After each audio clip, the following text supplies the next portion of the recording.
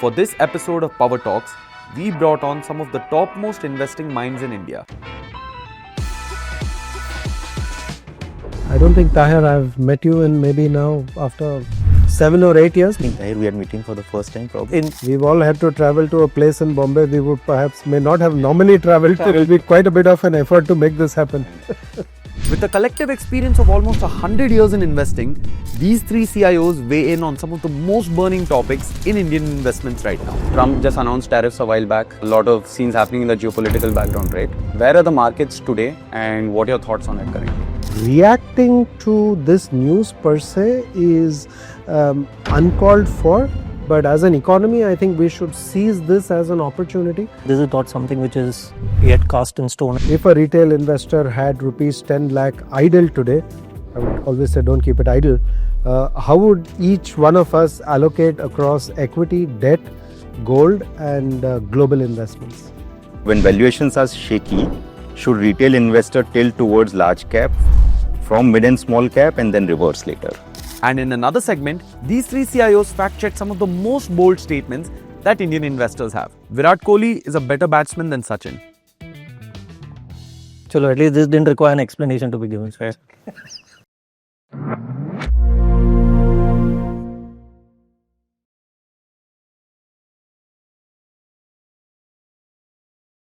Good afternoon, guys. Good to see both of you here. Thank you. I don't think, Tahir, I've met you in maybe now after 7 or 8 years. Must be the last time I met you was when I handed over the meeting to me at Invesco, which is the firm where I used to work and where he now, leads. Absolutely. Yeah, it's been 8 years. That must have been the last time. Yeah, it's been 8 years, probably a little more than 8 years. Despite being part of the same industry, probably we are not able to kind of catch up in person. And thanks for this forum that it has brought us all together. So I think Tahir, we are meeting for the first time probably. In person, probably yes. Personally, or we have. But I think we had the last chat quite recently. Yeah. Over phone and So over. at least, yeah, we have been connected for a while. Yeah, and nice to catch up with you, Vetri. Yeah. How many years have all three of you been in the industry now, respectively? 30 years, Yeah, same. give or take. 30 plus years. Yes. And it's really strange that to get three of us in person, we've all had to travel to a place in Bombay we would perhaps may not have normally traveled to in order to. So yeah, it's been quite a bit of an effort to make this happen. Yeah, so collectively, I think we are closing on 100 years in terms of experience, so that's fine. Trump just announced tariffs a while back. A lot of scenes happening in the geopolitical background, right? Where are the markets today and what are your thoughts on it currently? See, in general, markets are a bit myopic. So to that extent, whatever is the near-term most hot sort of issue and all, that gets amplified. That always happen. And clearly, geopolitical issues and tariff is a big event. I mean, few points on that. At an aggregate level, India is not so much export dependent. What we are talking about is not a very large number.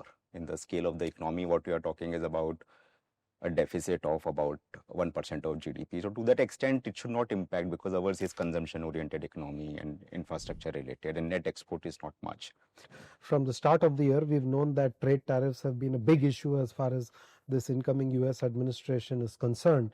But I think reacting to this news per se is uncalled for. This is a world which has become accustomed to global supply chains, and therefore what is within our control is to make sure that we are competitive in that global context. And I think the reaction function to, oh, the US has done this, we must become more self-sufficient, I'm not sure that's the right way to actually respond to this. So there is a clear case for reforms that we need to do. As far as the market reaction is concerned, I would just say that I'm not looking at this market reaction as, is this a buying opportunity or is this a selling opportunity? I think the markets were anyway struggling with the fact that valuations were elevated in many pockets of the market space.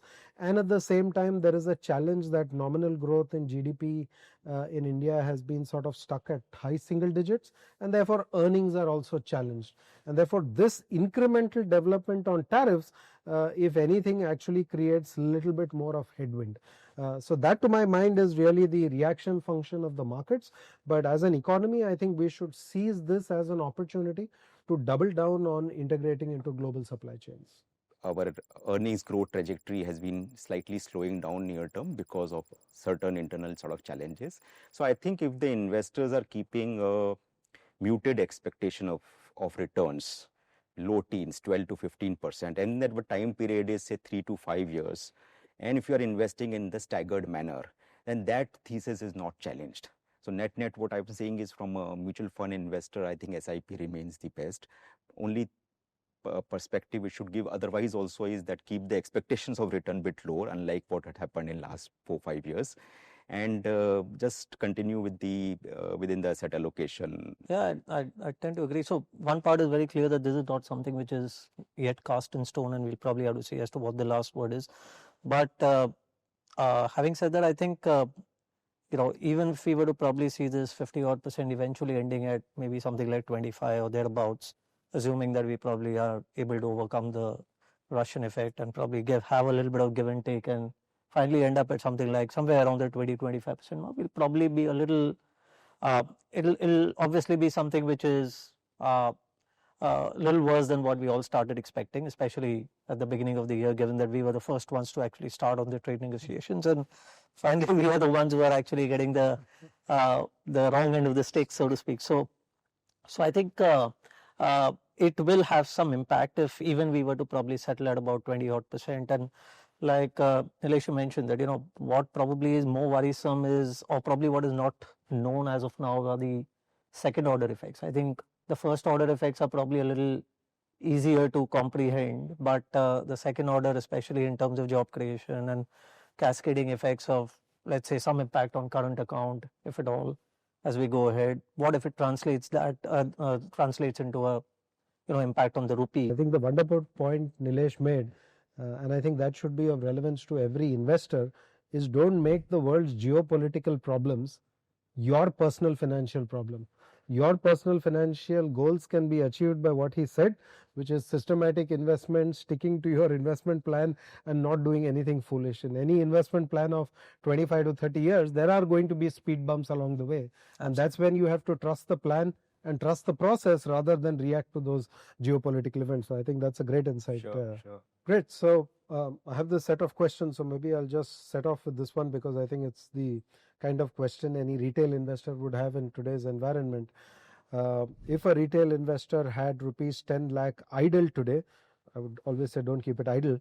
How would each one of us allocate across equity, debt, gold, and global investments? I would have approximately 60 odd % in equities, and this is a combination of both domestic as well as global equities. And the balance 40% essentially I allocate between gold and silver at 20 odd %, and 20% goes into fixed deposits or other fixed income. So I think that's something which I would probably start off with at this stage of the market.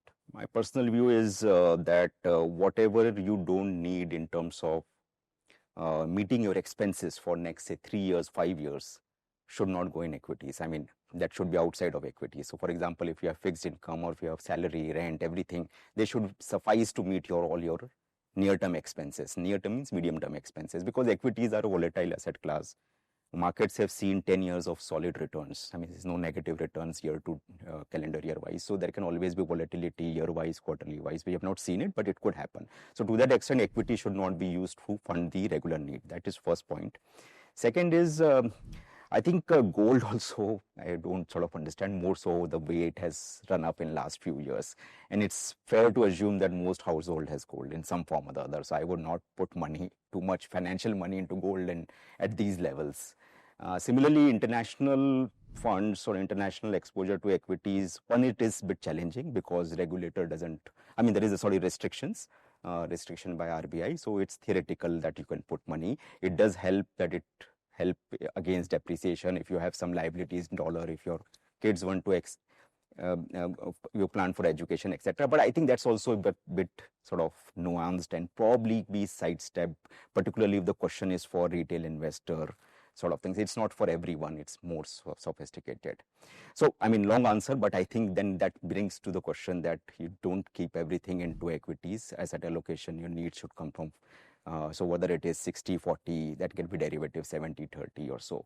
And broadly, I think that template should not change unless markets become extremely cheap. In that case, you increase it.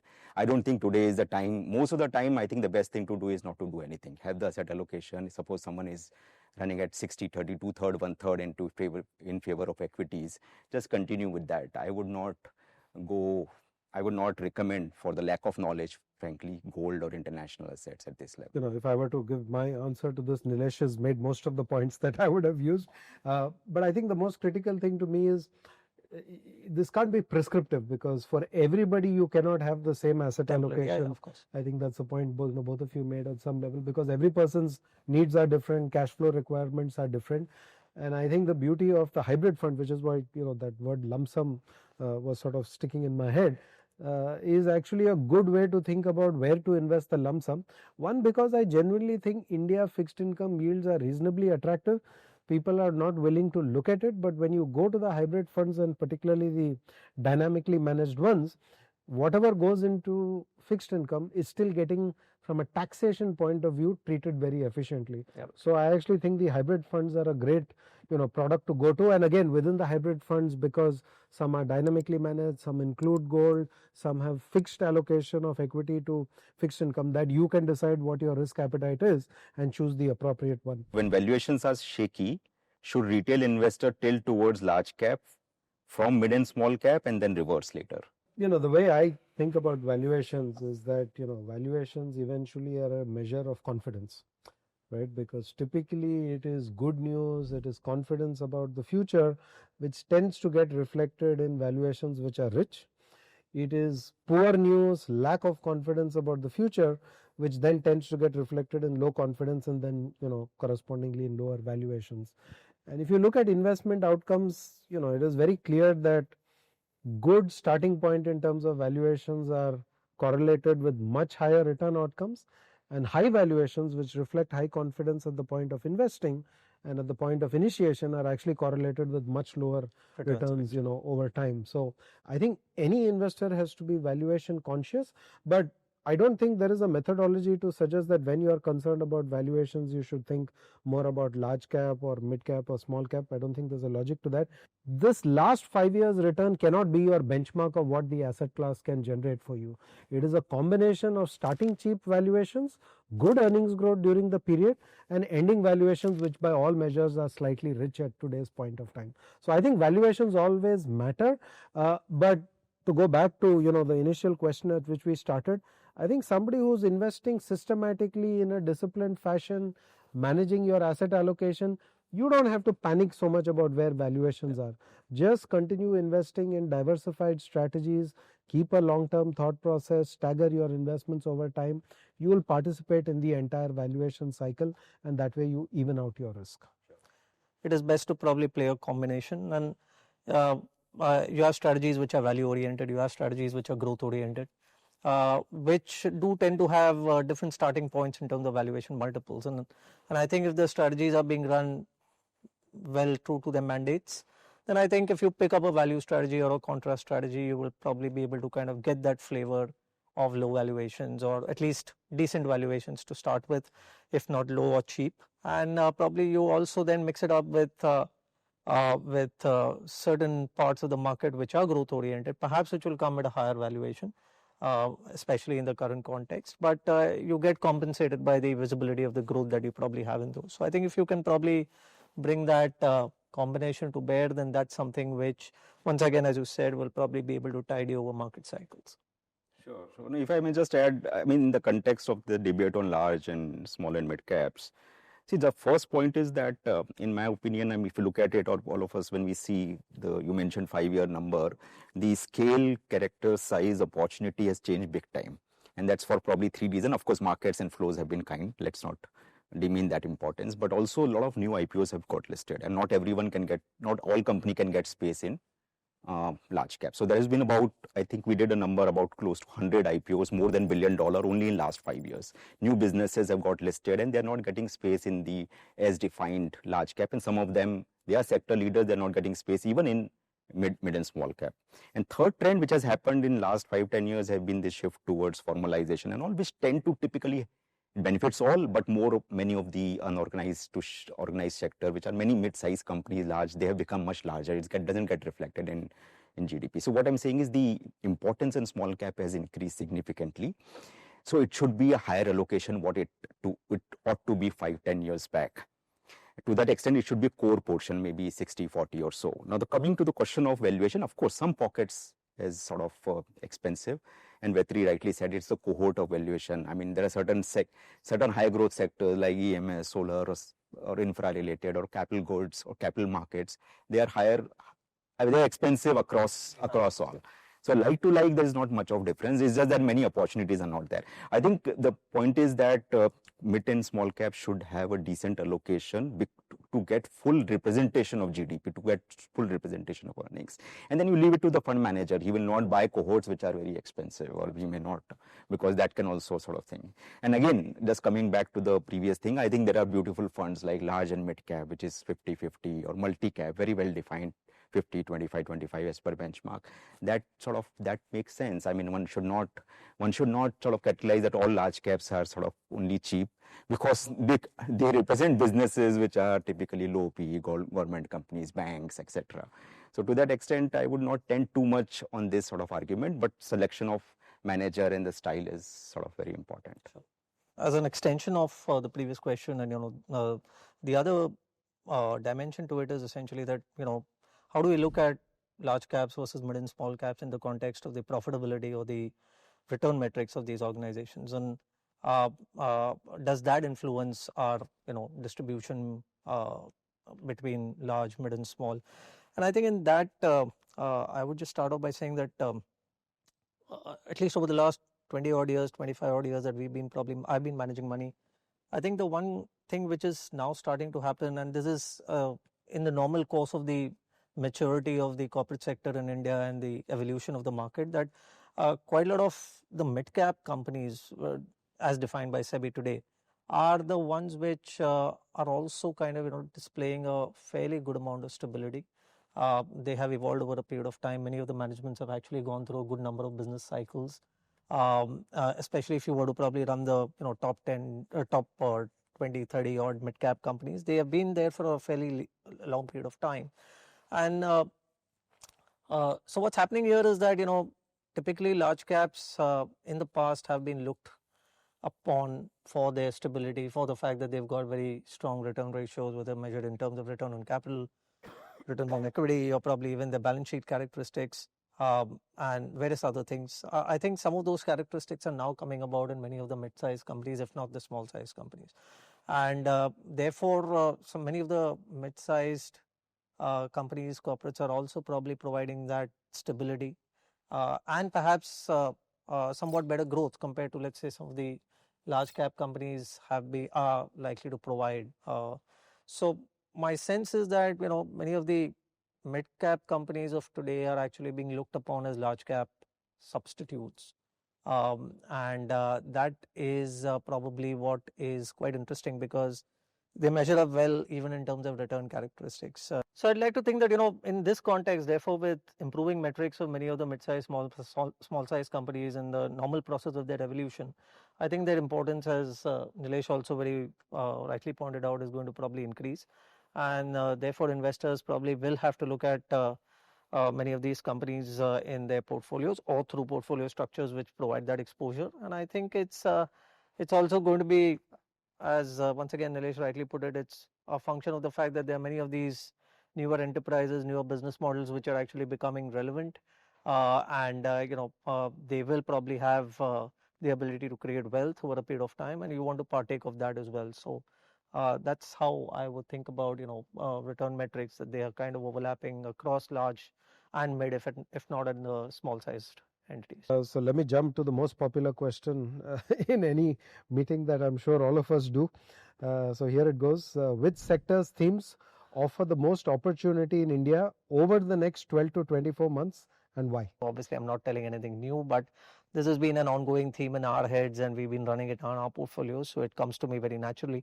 So one is the power sector and the related opportunities across the entire power value chain, starting from the generation as well as into transmission, if not distribution. So I think that's something which I still think is valid. Obviously, starting off with two drivers. One is power consumption itself rising on account of several factors, and the second, of course, being that we are also making a transition in terms of our energy mix, not just us, but many other countries around the world. between renewables and non-renewables, and I think that calls for a good number of new dynamics which are coming into play, which is opening up the market, and especially for certain types of companies which are well geared to take advantage of that. So that's one, and I think the other one, which probably once again is relatively shielded from what's happening globally, and perhaps it has indirect consequences, but not perhaps direct consequences, and that's anything to do with changing consumer behavior at the at a very broad level, and perhaps influenced by digital trends, perhaps influenced by demographics to some extent. And I think whatever you can find in and around that, whether it is travel and tourism, whether it is digital transactions, or even probably things like online. I think all these trends are probably here to stay. They may probably have their small cycles, so to speak. But by and large, this is something which probably looks relatively more easier to project, and perhaps has long runways as well. So I would like to think that these are what probably makes sense to me. Remove export-oriented businesses, infra-oriented businesses, IT and stuff like that. You can buy even bank or hospitals, definitely consumer staples, and more importantly, the trend that as the per capita increases, more consumer durable, discretionary consumer services will happen. So to that extent, one could consider that. Beyond that, I think it's slightly, in my view, it's a slightly unique market where no pocket is extremely cheap, or $1 for 50 cents types or now. And of course, some pockets are on the higher side. So to that extent, barring some allocation to consumption, it can be more like a pull thing where sophisticated investors can participate. Otherwise, one can let go and participate through diversified fund. If markets correct 10 to 15% in the next 6 months, retail investors should increase equity SIPs immediately.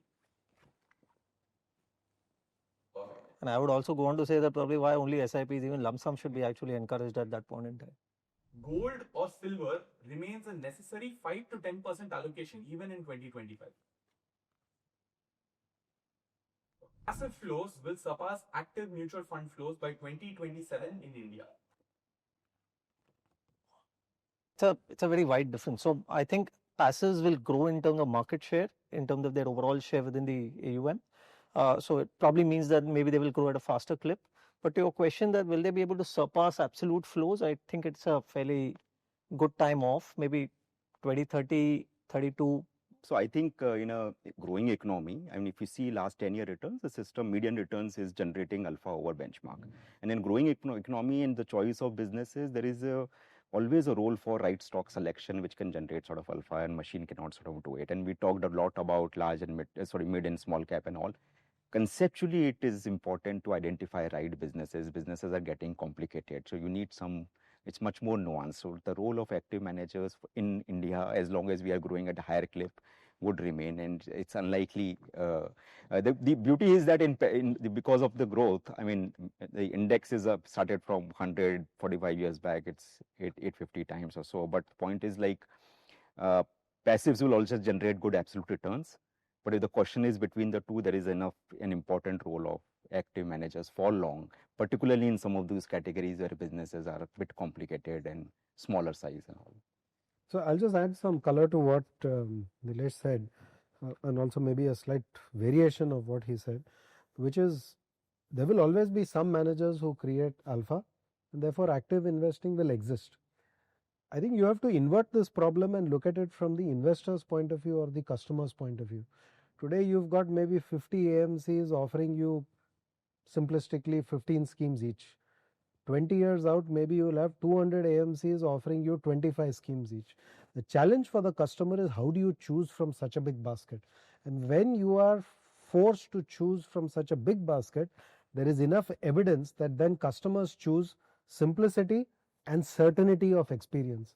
And simplicity and certainty of experience is what goes into the index fund. So I think that's the reason why over a period of time, it's called the paradox of choice. If you look that up, there's a whole book about it. But when you are confronted with so much choice, people freeze and go for the simple and certainty of passive investing. And that's the reason why I think over time you will find people saying, hey, I don't want to waste my time thinking about this. I can use my time to increase my earnings, do better in my career. But for investing, I'm happy to take the certainty and walk away.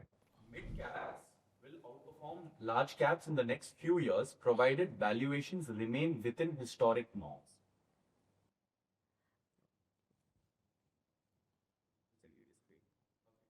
It's not only mid cap versus large cap. The question is more towards there'll be mix of, even mid cap fund can have 35% of large caps. I mean, you would know what large caps can have 20% of mid caps or so.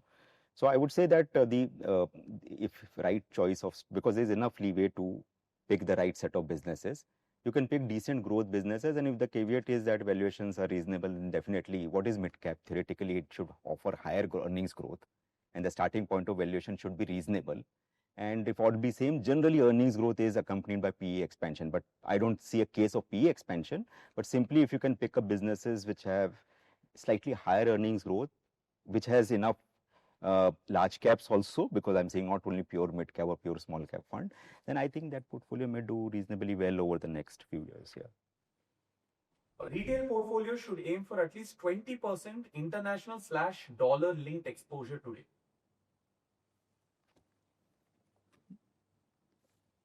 Keeping the backdrop in mind, I think it'll be, asset class rotation will become reasonably important. And it has already been evidenced even in the last some time. It's not something which is not visible. It's been going on for the last few years.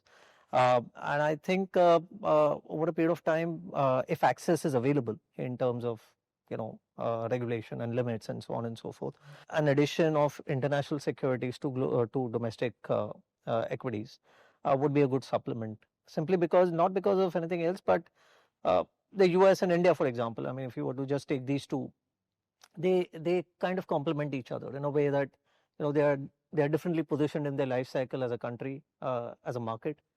They provide a different set of opportunities. So you, like as I said, we have high tech, which is of the type which you can't dismiss.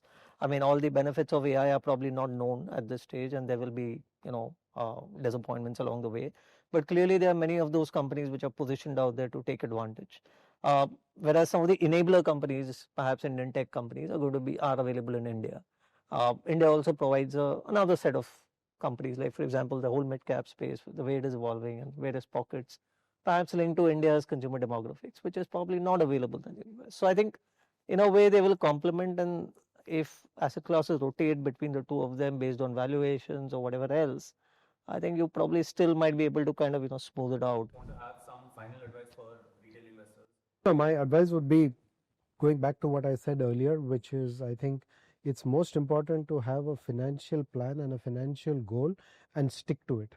And don't make every geopolitical event into something that requires you to tinker with your financial plan. Any plan which has been made for keeping in mind 20, 30-year outcomes, there will be speed bumps along the way, and there will be periods where you will drive faster than average. So presume that all of that is part of the journey and stick to that plan. I've always believed that three things matter in any journey. One is valuations, second is asset allocation, and the third thing, which is a don't do, is don't use leverage. Don't borrow to invest. I think to broadly concur with what Vetri is saying and what I started in the first question, I think view on the economy is positive. The structural drivers are there, and to investors, I would say just bear down the expectation, unlike the last 5-year returns, to low teens, 12-15%. Keep a time period of 3 to 5 years, more the better, and stagger the investment. If this be there, then I don't think we'll get sort of disappointed. And one of the reasons of keeping expectations down is also that we are in a lower inflation lower inflation regime significantly. So I think if that be the expectation, one should just remain committed to equities and let it compound over time. Yeah, I broadly tend to agree with both these gentlemen. The only thing which I would probably add is just stay focused. You don't really need to do a lot of things. I think as manufacturers, all three of us will be throwing a lot of products at investors, but you don't need to really have a lot of these. I think 5 mutual funds are by and large enough. That is what I hold in my portfolio. So I think it's working reasonably fine for me. Maybe you want to kind of tinker around with those 5 or 6, that's fine, but you don't need to own 20. And that I think will suffice and probably make sure that you meet your return expectations and your financial goals.